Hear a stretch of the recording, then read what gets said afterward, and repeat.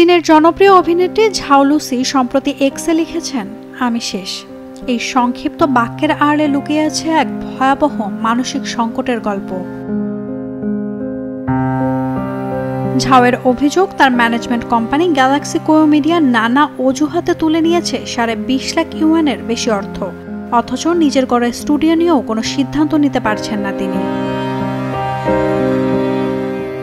ঝাও জানান, 2024 সালের ডিসেম্বরে চিকিৎসকের কাছে থেকে তিনি জানতে পারেন গুরুতর বিষণ্ণতা ও উদ্বেগে ভুগছেন। কাজ কমাতে বাধ্য হলেও প্রতিষ্ঠানটির প্রতিশ্রুত সহায়তা শেষ পর্যন্ত পরিণত হয় তার কাঁধের বাড়তি চাপেই। বসুন্ধরা ডায়াপেন্ট এখন আরো উন্নত। এই হট এয়ার থ্রো টপশিট দ্রুত শোষণ করে সোনামণিকে দেয় কোমল অনুভূতি। ঝাও তার পোস্টে লেখেন, আমার কাজ কমে গিয়েছিল অসুস্থতার কারণে। ওরা বলেছিল সাহায্য করবে, কিন্তু শেষমেশ আমাকেই সব খেসারত দিতে হলো। 2 বছর আগে অজান্তেই সই করা এক দীর্ঘমেয়াদী চুক্তির সুযোগ নিয়ে তার কাছ থেকে কোটি কোটি টাকা হাতিয়ে নেওয়া হয়েছে বলে দাবি ঝাওয়ের। এমনকি তার ফাইন্যান্স ম্যানেজারের কাছ থেকে জাল কাগজে স্বাক্ষরও আদায় করা হয়েছে।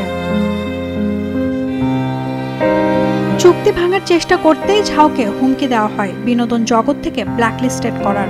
ঝাও তার পোস্টে জানান, আমি যদি কথা বলি আমাকে নাকি ব্ল্যাকলিস্ট করা হবে, চুপ থাকাটাই ভালো, এটাই নাকি সমাধান।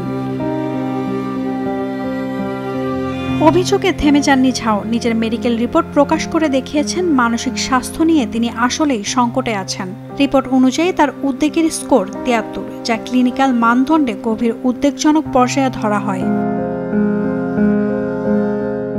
পোস্টের শেষ দিকে ভক্তদের উদ্দেশ্যে ঝাও লিখেছেন, বিপদে পড়লে চুপ করে থাকবেন না, দেরি না করে পুলিশের কাছে যান। অনেক সময় মিষ্টি কথার আড়ালেই লুকিয়ে থাকে প্রতারণা।